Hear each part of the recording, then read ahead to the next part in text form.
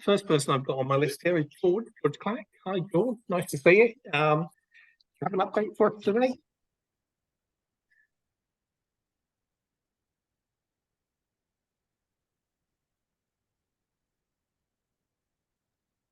Sorry, Mark, was that for me?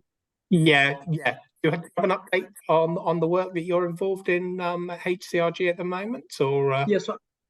yeah. Yeah, so I work for the Wellbeing Hub, and I'm one of the wellbeing coaches. Pretty much what we do is we work on a one-to-one basis with people to try and identify any needs regarding their wellbeing support. And then we either help them in different ways, or we refer them back into the service by one of the multi agencies within the wellbeing service. So that's pretty much what my role is. Thanks, George. Does anyone have any questions about what George's work involves, or does everyone know what the Community Wellbeing Hub does in Baines? Because sometimes I ask that question, people haven't heard of the Community Wellbeing Hub. It sort of was started just after COVID broke out, and has continued to support people across the area in lots of different ways with health and wellbeing. And I know the work that George and his team does is really very well received by people in the local area. Thank you, George. Okay. Julie Osborne next. Hi, Julie. Hi there, thank you. Yeah, I'm from the Alzheimer's Society. So just to give you an overview of what we provide in the Baines area, although we're a national charity, we have local services. And we provide an advice service for anybody affected by any type of dementia. Doesn't have to be Alzheimer's, there are many different types of dementia. It can be the person who has the diagnosis, or it can be their loved one or friends who are in need of support or information and advice. We're an open access service, so although we get the majority of our referrals through from the Rice Clinic, which is the memory service, anybody can get in contact with us. We've got a telephone number, we've got an email address, or via our website. So our support service is provided by telephone, email, face-to-face visits, whether that's in somebody's home or whether that's in a mutually agreed cafe or what have you, whatever's kind of most appropriate.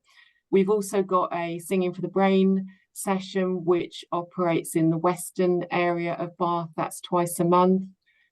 We do an online carers course, which is Carers Information and Support Programme, which runs for 6 weeks. And we're just starting in October, we're starting a Dementia Voice group, which is a group of people with lived experience. The purpose of the group is to seek their opinions and their thoughts and views on local issues affecting people living with dementia.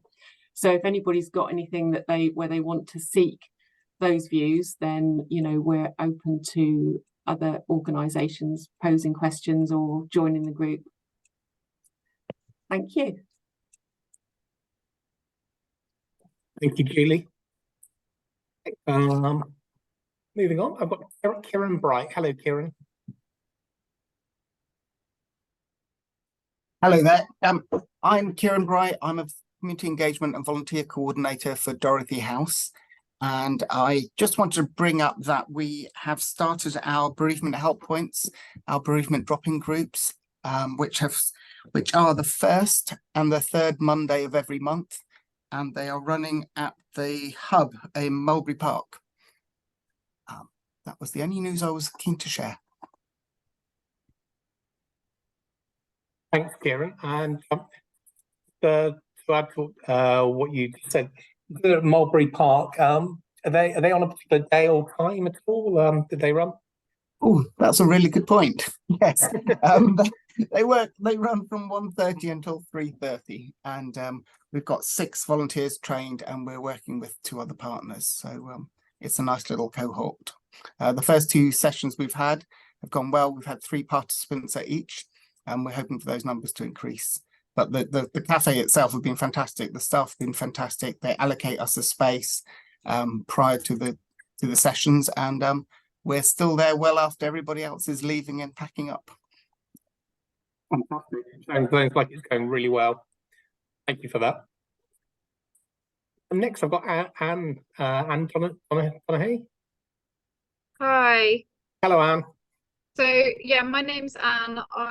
I'm a support officer at the Carers Centre, and Kieran, you kind of grabbed the thing I was going to talk about as well, because we are also involved in the bereavement help points along with Dorothy House, and we hear you. So yeah, please do point people in that direction. Obviously, from our perspective, it kind of came out of the fact that you know, many of the carers that we work with and support, unfortunately, do go on to lose the person that they're caring for, and actually then can feel quite isolated, and having somewhere where they can go and talk about that is obviously a really valuable thing for them. So yeah, just as a general thing for anyone, I mean, hopefully most of you are aware of who we are at the Carers Centre, what we do, but just in case, we are basically here to support unpaid carers, so people who are caring for friends, family, children.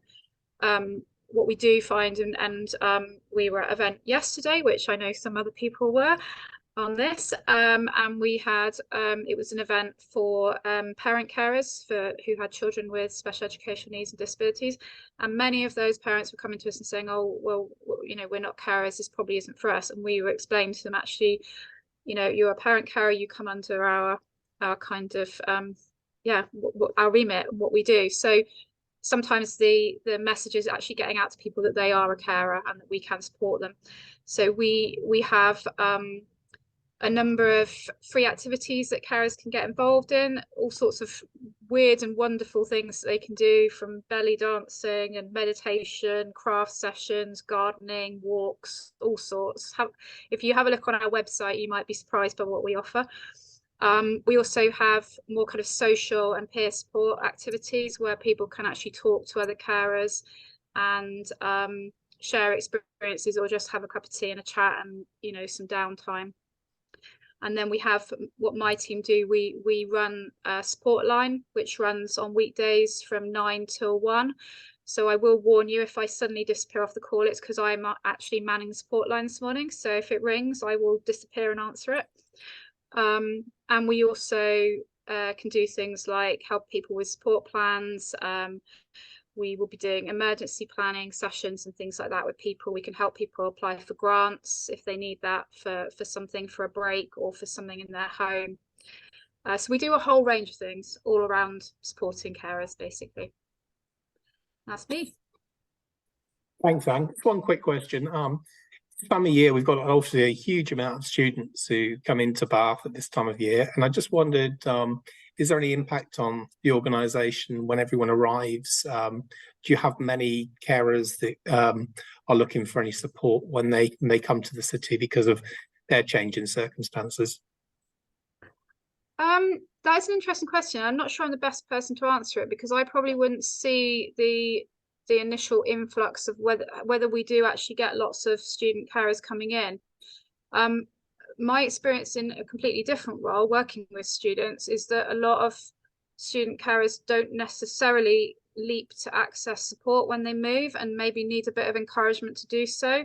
So it's something that probably, from our perspective, if they're not signing up with us, it's something for us to kind of be looking at and seeing how we can support them. But it can be a really difficult time if you know, especially if that young person has actually moved away from home and they're worrying about whether things are going okay back home, and if, you know, without their support, how things are. It can be really challenging. And for those that, you know, that live nearby and they're trying to live their wild student life along with all their friends, but also at home they've got somebody who's actually reliant on them. So it's a difficult one, but I'm unsure about how much it impacts on our numbers, to be honest. But I could probably find out if you're interested, Mark. Yeah, might be able to sort of maybe link you up with the student community partnership, because they do a lot of work with the student unions and the representatives from the universities. So it might be a way of perhaps, letting people know where you are and what you're doing. Because I don't think we've got anyone from the partnership on the call today. So no, I'll take that back. Thank you. Yeah, that'd be good. Thanks, Mark. Yeah. Okay, next person on my screen, I've got Vera. I'm terrible with names. Vera Niskoronnych, yes. Okay. Hi there, Vera. Hiya.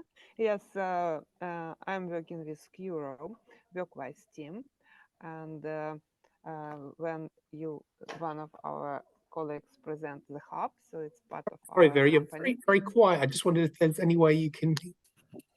Okay. That's a little bit better. Thank you. Yeah. Okay. So I'm working with Curo, and we deliver different kind of support.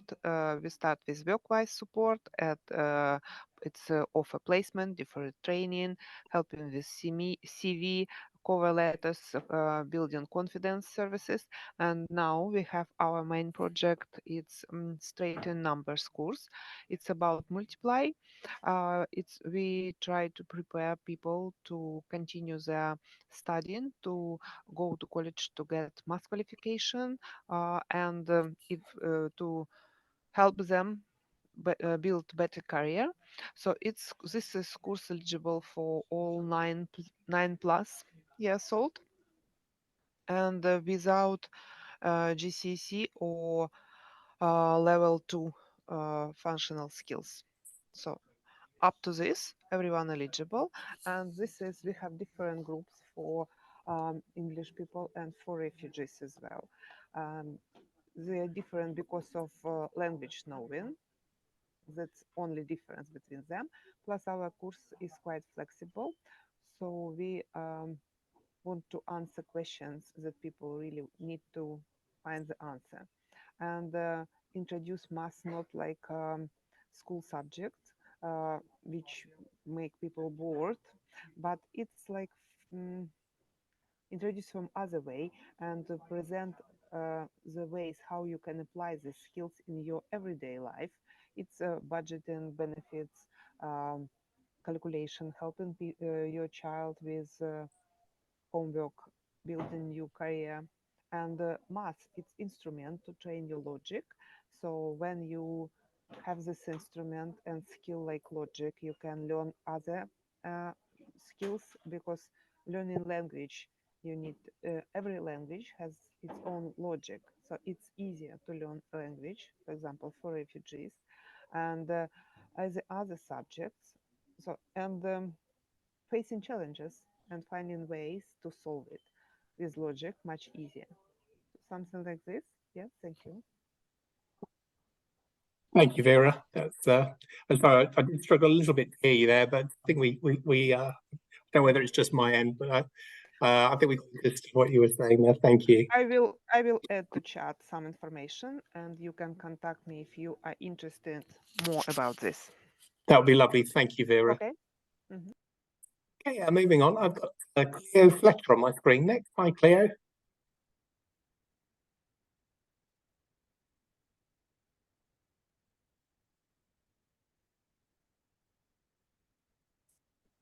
Hi, sorry Hello. about that. Lost you for a minute there. Sorry. So we are Live Well Baines, which I hope you all know, information signposting for services across the whole of Baines for children and families, for families of children with special educational needs, and for adults needing care and support.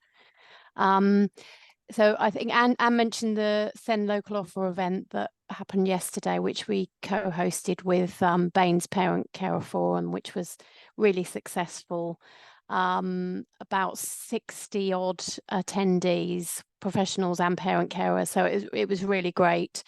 That was the third one that we've done. This time in Central Bath, we've done one in Keynsham and Radstock. And we'll have more planned, probably not until early next year now, but yeah, we're continue with rolling them out across, you know, different areas, different parts of Baines. So in terms of upcoming things, we've recently new information on the website, smoking and vaping, which you may like to have a look at. The other thing that we're planning on doing is we're looking at revamping the care at home section on Live Well Baines, and we're considering adding additional information about sort of low level support, such as things around, you know, gardening, cleaning, pet care, that kind of low level. We're kind of weighing up whether that's appropriate to add that kind of information. Obviously, at the moment, we provide a lot of information about more, you know, personal care and, you know, care at home. But it's that sort of additional, whether it would be useful to add, you know, sort of more kind of things in the home like gardening and cleaning. Yeah, that's kind of the upcoming developmental things that we're looking at the moment. Apart from that, obviously, we're always available to come to any of your team meetings and give a presentation about Live Well Baines, or send you a supply of postcards that you can use when you're meeting families, members of the public, people in the community, to promote us as a resource. Obviously, we're a really useful resource for anyone that fits into any of our key categories: children and families, families of children with SEND, and adults needing care and support. Yeah, I think that's it from me.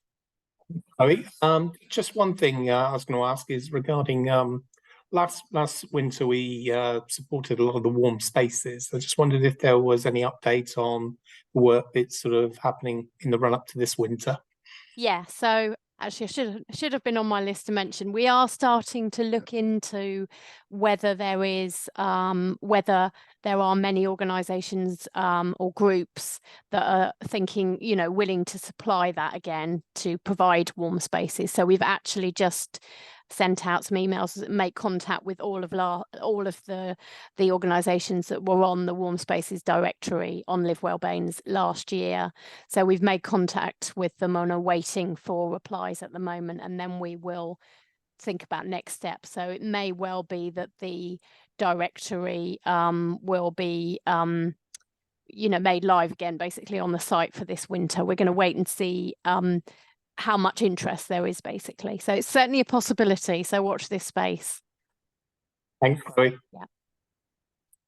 Yeah. Sam Mincher. Hi, Sam. How are you today? Hi. Yeah, I'm good, thank you.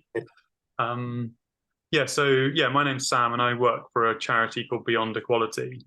We're a national charity that engage men and boys in conversations around masculinity, with an aim of moving towards gender equality and reducing gender-based violence and those sorts of things. So primarily we've been a London-based organisation, and we've run all of our services out of there. But we're currently expanding across the country, and I'm setting up our service in the southwest. So in particular, at the moment, we've got a project that is funded by Movember, the men's mental health charity. And that is allowing us to train a team of local facilitators to deliver a series of fully funded workshops to groups of men in the community. So these are men that are meeting for any particular reason. So they might be associated with a charity or an organisation or a support group, or they might be a local football club, or any reason why a group of men are meeting in the community. And we bring our local facilitators into their space to deliver 3 workshops looking at the intersection between masculinity and mental well-being. So they're looking at how traditional forms of masculinity might have prevented men from seeking support and helping those around them, and how can we look at creating more inclusive and safer communities.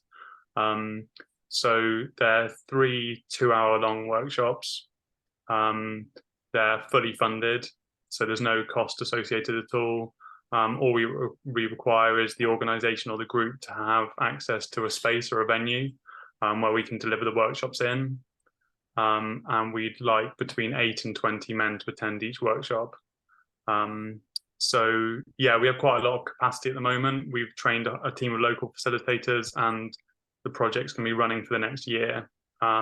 So yeah, if there are any organizations that work with men that you think would benefit from workshops kind of looking at mental well-being, that are fully funded, yeah, then please reach out to me. I can put my email address in the chat. Thank you. Thank you, Sam. Okay, Charlie, from your part, Bristol and Bath. Hello, Charlie. Hello. It's our first time at one of these, I think. So apologies, I'm going to go into the full detail about everything we do. So yeah, we're a relatively new charity, Your Part Bristol and Bath. We've been around since 2020 and only really doing stuff properly for the last 3 years. But in a nutshell, we're all about using parks for social change and environmental change. So we kind of got 3 key areas of work across health, access and nature.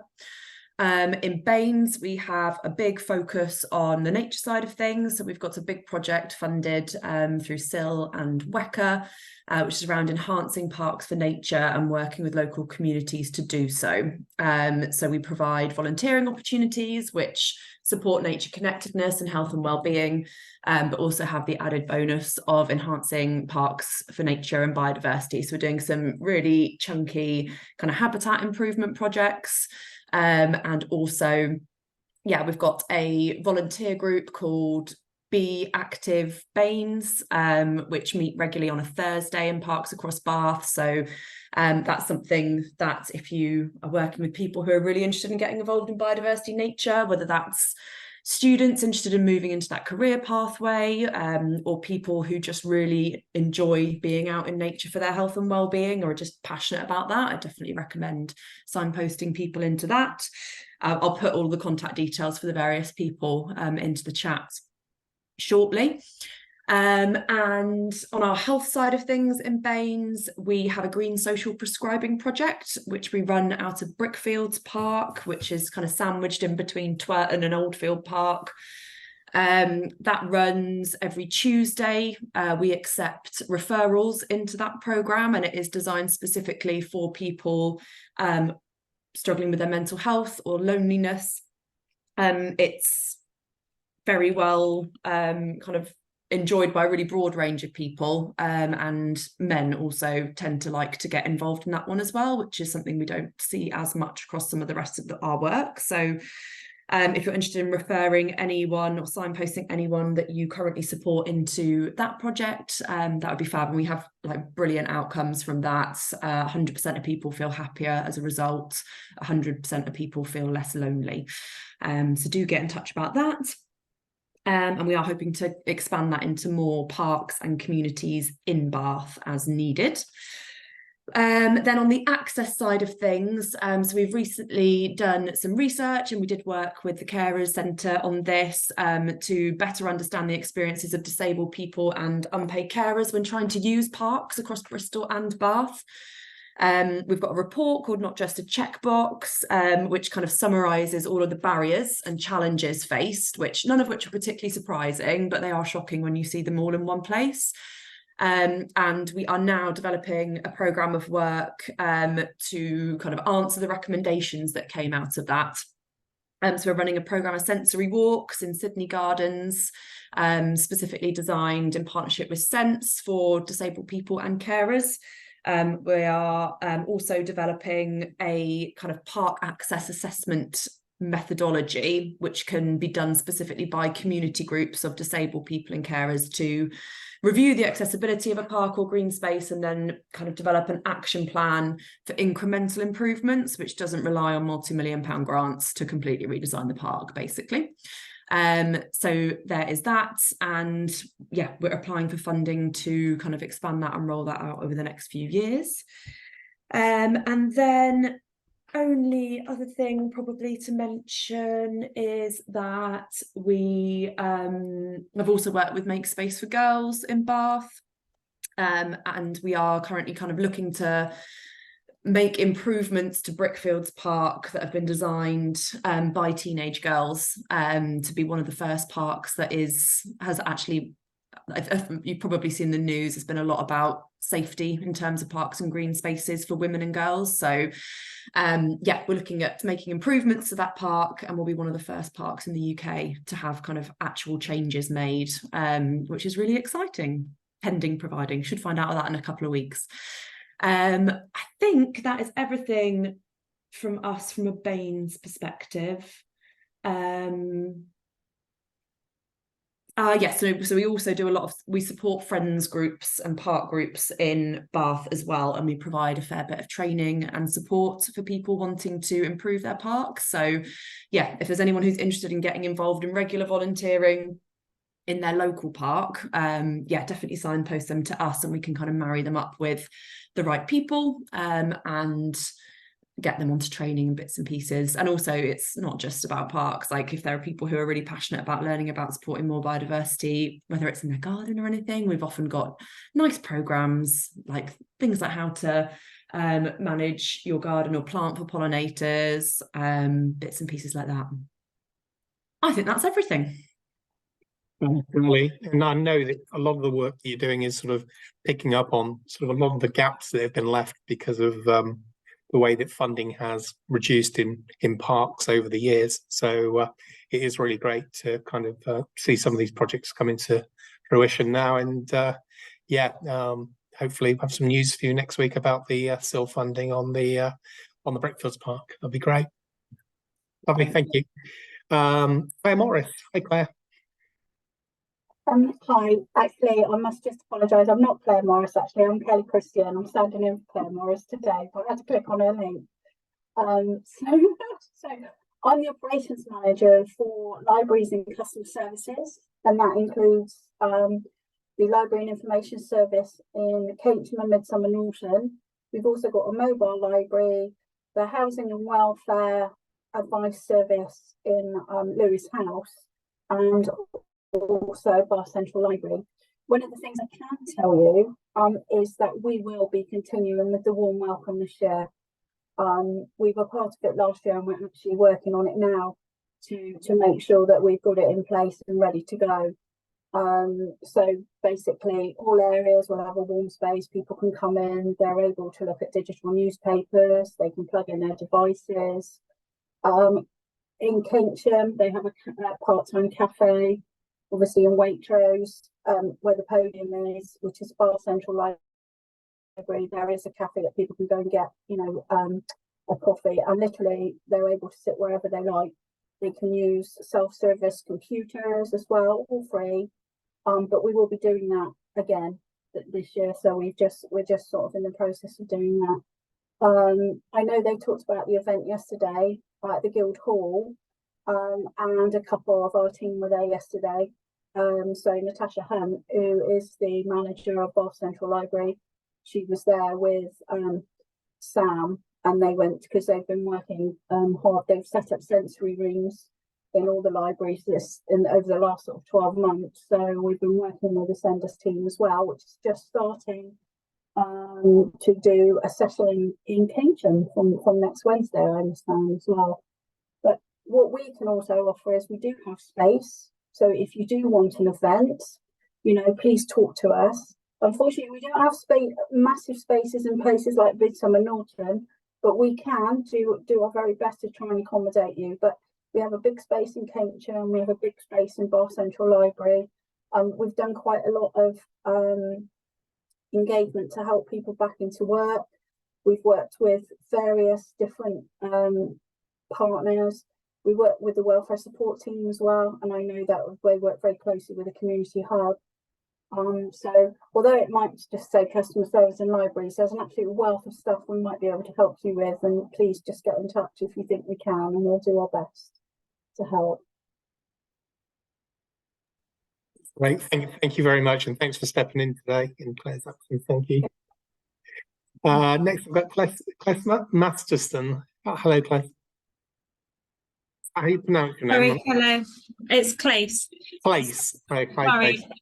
I've just got a lorry driving past my house really loudly. I think it's fine. Sorry, that was bad timing. Yeah, hi, I'm Clace. I think this is my first time in this as well. I'm from Westall. So we're based in Bristol. We're a charity that runs for disabled young people and adults. I work in the children and youth services, and I coordinate the groups that we run in Salford. So we run 3 youth groups in Salford, one on a Tuesday evening, that's for 5 to 7-year-olds. One on a Wednesday, that's for 8 to 12, and then another one straight after that session on a Wednesday for 13 to 19-year-olds. And they're for disabled young people. That's a drop-off session to provide the families, parents, carers with a short break. And I also coordinate our befriending service that we run in Baines. So we link a volunteer with a young disabled person for one-to-one support. So it's either taking them out for a couple of hours a week or spending time with them at home. And those are set up for young people that maybe can't access the groups if it's too overwhelming for them. So it's a bit more of a gradual step for them, and then hopefully, you know, later on they'll be able to join us at our groups. As always, and I think everyone is looking for volunteers, so you know, if anyone has any advice or anything on where to go for trying to advertise our sessions, and also for the volunteer work, that would be great. And also, if you know of any young people that would like to join us at the Salford groups, please, I'll put my email address in the chat as well. So if anyone has any young people that they think would be suitable, yeah, please do get in touch. Thank you very much. Okay, thank you. Next, I've got Angela Ems from Quartet. Hi, Angela. Hi, Mark. Hi, everybody. I'm Angela Ems. I'm a philanthropy manager for Quartet Community Foundation, which means that I work with our funders, and I also work with the community groups in Baines and have an overview of North Somerset as well as a strategic area. In terms of our funding that's available for Baines at the moment, we've got 2 Baines-specific programmes open. So first of all, there's the Bath Half Marathon Fund, which is grants of up to £2,000 for groups who are doing activities around active lifestyles, play and healthy living and sports. And applications for that close on the 3rd of October. And then we have a second programme with Bath and West Community Energy, and they have, so this is a larger fund. There's grants of up to £5,000 for groups who are looking to reduce their carbon impact, but also where their real interest is lying at the moment is around addressing fuel and food poverty in a low carbon way. So that could be through provision of sort of growing projects, so that keeping food more local. It could be around, last year we funded a couple of different projects to provide their members with slow cookers and heated blankets so that people could heat the person rather than the whole room. And other funding was to Southside to train up some of their family support workers so that they could recognise heating loss issues and be able to actually advise the families they were working with directly and provide the materials they needed to reduce heating loss. It could be taping to go around windows, it could be foil to go behind radiators, but as being sort of a trusted friend almost in the going into families, rather than somebody being seen as being critical and saying they weren't doing their thing. This was about how we could help them reduce their energy bills and save energy. So those are 2 main sort of Baines-based projects that are open, and that one closes on the 3rd of November. In reality, in terms of funding going out the door, Bath Half Marathon would probably be projects December onwards. So it would probably be December before we could get money out the door for that. And with BWCE, it would be from January onwards for the money to sort of actually go out the door to people. Perfect. Thank you, Angela. That's really interesting to hear, and I'm sure people will be in contact with any applications they have. Next, I've got who works with me in the community engagement team, and I think he wants to contribute by talking about the Community Wellbeing Hub to give people a bit more of an overview on that. Hi, Dave. Hello, everybody. Yeah, my name's Dave Dixon. I'm the Community Engagement Manager for Bath and North East Somerset Council. Some of you I do know, some of you I haven't met yet. I've been up at the Community Wellbeing Hub, which is based at Peasdown on the business park at Peasdown. And myself and a couple of the team, the community engagement team with me, have been there since March 2020, so just over 3.5 years. And obviously it was all COVID related to start and was all very reactive through 2020 and 2021. But gradually over a period of time, it's become more proactive, and it's about engaging with the HCRG and Adult Social Care and the Royal United Hospital with a lot of our third sector partners. So we started in 2020 with 6 organisations from the third sector.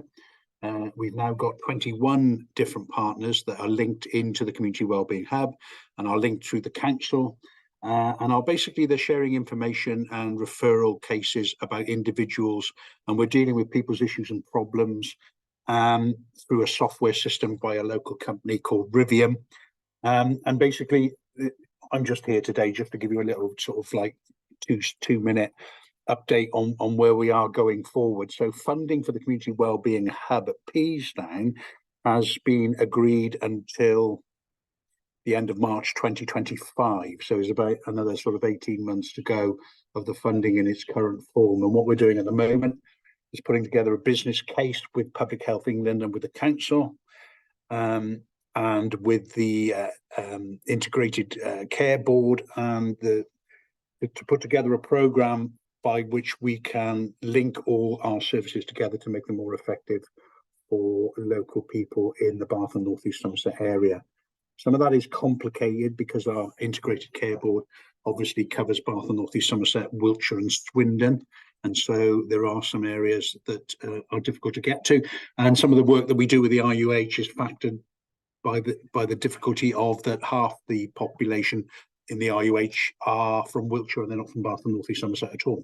So there's all sorts of links that we're trying to pull together, and we're basically trying to put a growth bid item into the council to ensure that the funding for the hub continues over the next 5 years, because obviously some staff are coming back in-house currently from HCRG, who are our adult social care provider, and there will be decisions made by the Cabinet Council at some point in the next 6 months about what's happening with all the rest of the services and the commission-based services. But none of those decisions have been made yet. But we're working on the premise that some staff, 280, will come back in from HCRG, and what we need to do is we just need to link the information and together with those third sector partners, particularly with the hospital and around hospital discharge, which at the moment has been very successful.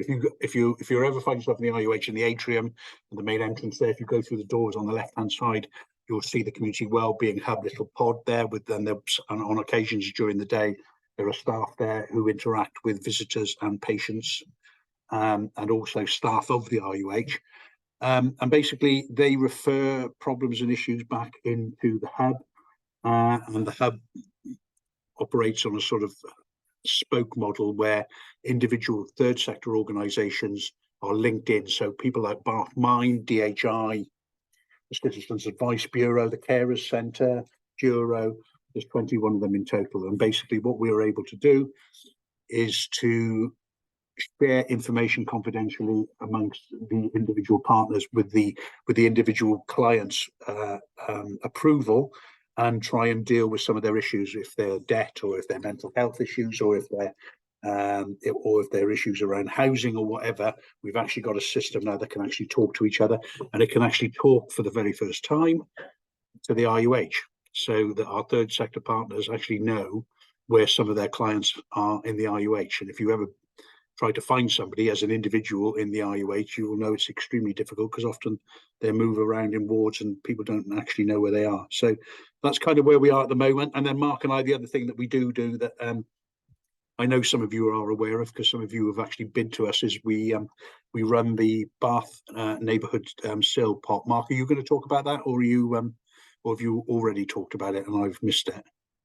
No, I've not spoken about that yet. I was going to just kind of remind people we Okay. are due to close for applications at the end of this week for this round of funding, and then it'll be reopened again next year for new bids. There are specific criteria that we have to follow with the funding that we have regarding how the SIL can be allocated, and those decisions sort of follow a council procedure where our Bath councillors look at those applications and decide how they want to allocate the funding, and then it goes to a cabinet member for a decision to be made. So it does take a little bit of time, the process does, but I think, Dave, it's nearly £2 million over 5 years that we've allocated to the city for about 50 different projects now.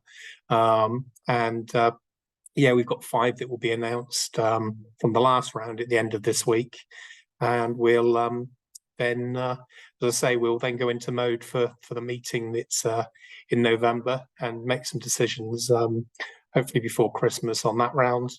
And then once all of that's finished, we will look at the pot again in April to see what money's come in from developers, and see if it's worth running another round at that point, or maybe a bit later in the year if the funds aren't really adequate at that point. So it is a bit of a moving kind of timeline for it at times, and some people don't sometimes understand that we're kind of at the hands of when the developers pay us their contributions on when we can actually run the cycles of meetings. So we try to do it at least twice a year if possible.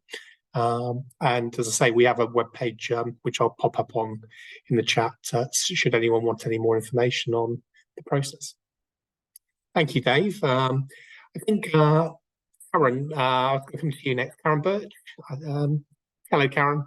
Hiya. Hi, I just wanted to tell everybody about some energy efficiency funding that's available in Baines. It's also available in Bristol if there's anybody around that crosses over. It's called the Bright Green Homes scheme, and it's available to anybody with household income under £31,000, but they have to be off gas. So the properties have to be heated by any other method, coal, gas, electricity, but no gas connection. And there's funding for insulation, solar panels, heat pumps, batteries, all sorts of things. I'll put the link in the chat, but you can find more information on our Energy at Home website, which is a council website. For people that do have more income, so don't hit that criteria, there's also various funding that's coming in via WECA for retrofitting properties. So if anybody asks you, you can direct them to the Energy at Home as well. So there's sort of funding filtering through, but at the moment, most of it's just advice and information resources. So we're just signposting to those. But that's it, really. Thanks, Mark. Thank you, Karen. Charlotte next. Hello, Charlotte. Hi, I'm Charlotte. I'm a health improvement practitioner based in the Community Wellbeing Hub within Peasdown, St John. So we offer a range of different services. I'm within working in the Children's Healthy Weight team. So we have some health improvement practitioners who work with 0 to 5 year olds working on our programme, which is called Henry, which is helping new parents with healthy eating and physical activity and becoming more confident around cooking and different skills. Based off the back of that, we then have a workshop for starting solids, helping young ones with weaning. And we also cover another workshop called fussy eating, and then for 5 to 10 year olds and 10 to 17 year olds who are struggling with weight and overweight, we have a specialist family program called LEAP, which can be our referrals come in from GPs or can be self-referred into the Community Wellbeing Hub. And then another course that we offer is Cook It, which is quite popular. We cover various different areas within Baines. So we have one running at Westfields at the moment, one in Salford and one in Mulberry Park. Within that, we then have 6 sessions in person where we cover a range of different recipes with sort of 6 to 8 families each week, helping them to build confidence in cooking meals from scratch and healthy eating.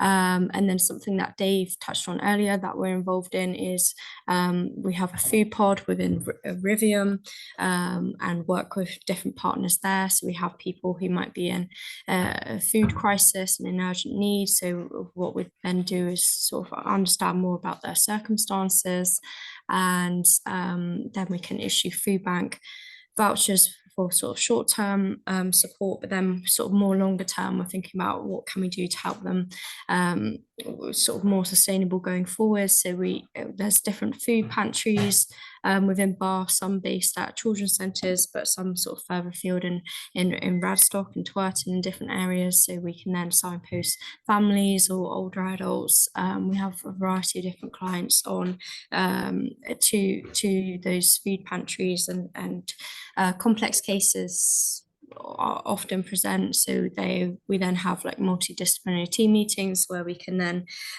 sort of signpost them to our different partnership services as well, like Kuro and DHI, and we work quite closely with welfare support as well, who can issue supermarket vouchers for us for families who are really struggling. So that's, yeah, sort of in a nutshell, what we do here in the Children's Healthy Weight team. And there's the Community Wellbeing Hub website, which is where professionals or people can refer themselves directly in. Thank you, Carla. That's very helpful information. Next person on my screen, I've got Jane Kemp. Hello, Jane. Hi there, everybody. I'm from Sendias, Bathness. For those of you who may not know what that stands for, it's Special Educational Needs and Disabilities, Information, Advice and Support, so Sendias.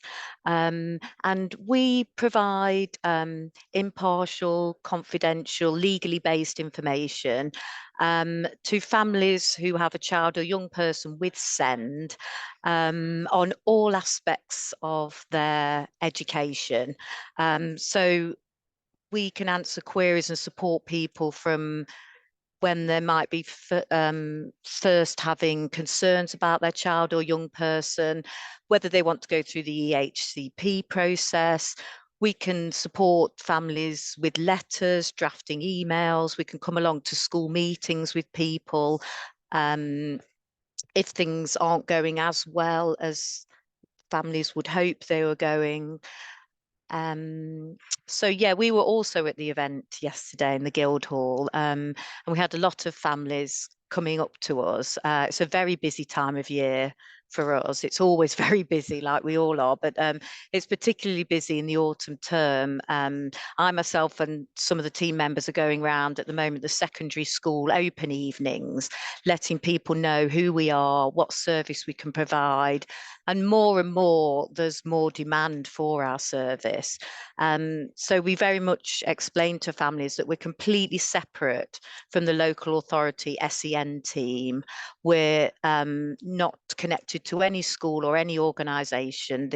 The information and advice that our team gives is totally impartial and legally based.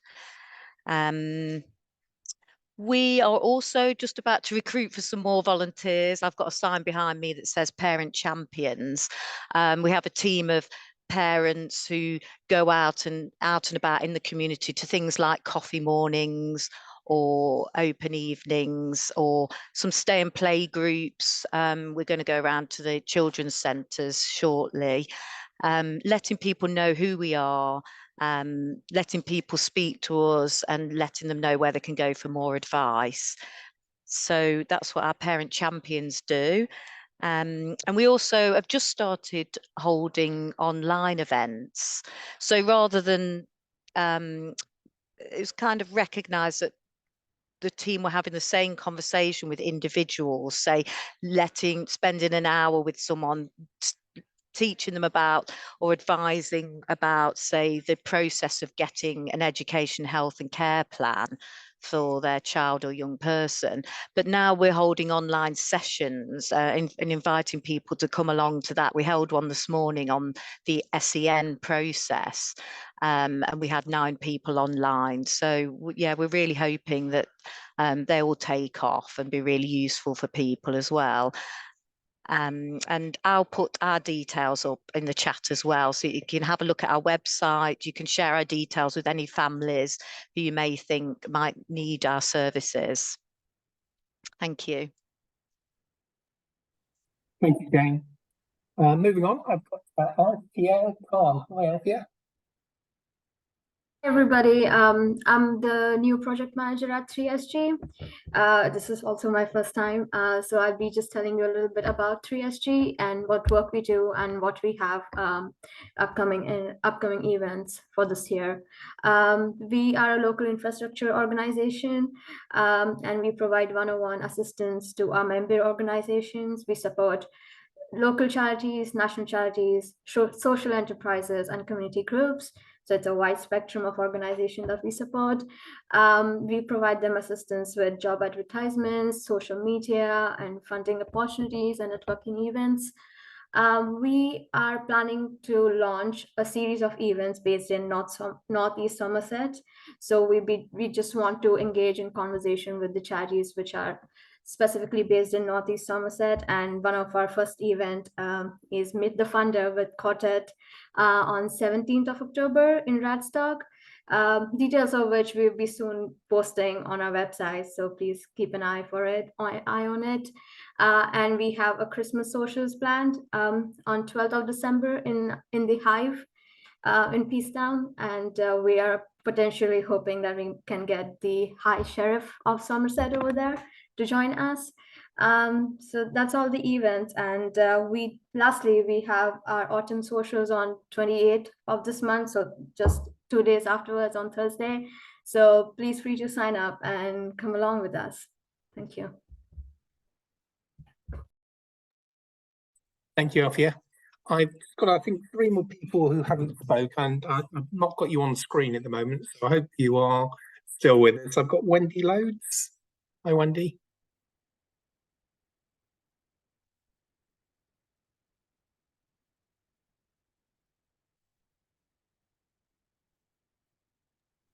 I think Wendy said earlier in the chat she was having problems with her audio. Oh, of course. Sorry, yeah, I did forget that. Sorry, that's my bad. Sorry about that. I've got Hannah Kemp. Hello, Hannah.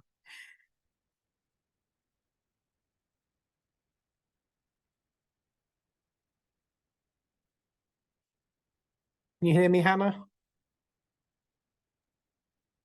Hello. Oh, I'm coming up as Hannah, which is sorry, yeah, I've got a couple of people I think have got different names. Sorry. Yeah, that's funny. No, sorry, yeah, because Hannah, my colleague, was also on the line, but I think she might have dropped off. Okay. Because she might have had something else. But I'm just looking at my photo and then seeing it's my name. I think because Hannah shared the link with me. But yeah, my name's Katie. I'm Katie Malik. I've been to a few of these calls before, but not for a little while because I think I was on leave for a few of the previous ones. Hannah Kemp is my manager, so people might also know her. And we both work at the Assembly Rooms for the National Trust.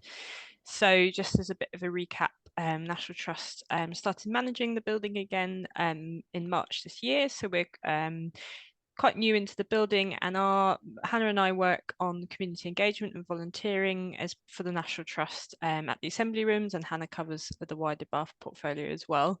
So some of the things we've got going on at the moment, as a bit of a recap, we've been running quite a few visits and outreach sessions with a number of different community groups and partners that we've been working with across Bath. So that's been really lovely to sort of meet people in person and talk to people a bit about the Assembly Rooms and what it means for them, and talk to them a bit about the plans and our ideas for the space in the future. So that's been lovely. So if you have got any sort of groups that meet regularly that might be interested in coming down to the Assembly Rooms, or you'd like me to come out to you and talk to you about what we're doing here, and if they're interested in either history or from an access perspective or from a sort of in community events perspective, then please do get in touch. I'll pop my email in the chat in a second. So we do outreach as well. So we've been going to a couple of the sort of caring homes in Bath as well and speaking to residents there about what we're doing, and we can run different types of sessions. So can be pretty flexible, and we're just really keen to talk to people and hear what they think, and just make those connections. So if you do have sort of pre-existing groups that you meet up with regularly, and you think your service users or the people you work with might be interested, then they're really keen to hear from you. So that's something we've been doing quite a bit in the last few months. Also been running a bit of a longer term project that's actually just recently wrapped up, so that's been quite exciting. But that was working with volunteers from Bath Spa University around an event sort of created by young people for young people that we hosted with them at the assembly rooms, and that was all, they came up with the idea to do something all around games and bringing people together through playing games. So had a really lovely few days at Heritage Open Days week where we opened up the rooms for free because we were able to access some funding to do that, and then the student volunteers sort of put that all together. And it was just lovely to see sort of people coming together over that and having a good time. So that's something we've been doing, so sort of growing our partnerships with the local universities as well. And yeah, we've got a really exciting autumn coming up, again with some further visits and sessions that we've got down here at the assembly rooms with some different community groups around all sorts of different areas. And we're also doing some training with some of our partners around sort of access, different aspects of access and what that means for sort of the assembly rooms as a place, and also our plans for redeveloping the space. So there's quite a bit in there. So again, we're sort of looking at training offers and what we can build into our sort of team as well on that side of things. And then just lastly, we are working with some of the people and some of the organisations on this call, which is lovely, but also some others around sort of talking to people about lived experience and how we can bring in external voices and people's perspectives into the work we're doing. So that's sort of another track of our work as well. So quite a few different things going on. But yeah, so if people would like more information, or like I said, if there's any interest in sort of coming and finding out more about the assembly rooms, either coming down to us or me coming out to you, then do let me know. I'll pop my email in the chat now. Thanks, Mark. Thank you, Hannah. And I think that's everybody that's had a chance to speak. If I have missed you, please let me know now by either raising your hand or putting something in the chat. But I think I've covered everybody, unless anyone's got anything else they want to come back in on at all. I've just popped my email into the chat as well. Just to say our next meeting is late November for the Interagency, and if you feel that there are any organisations that would like to join us, please pass on our details and the information that's out there. And if you've got any suggestions or thoughts on what you'd like at any future meetings next year, we're always keen to hear about if you want anything themed or anyone that you'd like us to bring along to speak on any particular topic. That's always something we can consider. But I think we've heard from nearly 20 organisations today. It's been really interesting, as always, to hear what's going on. And I think it's like Wendy's just said, it's always an informative meeting, and I always think the same.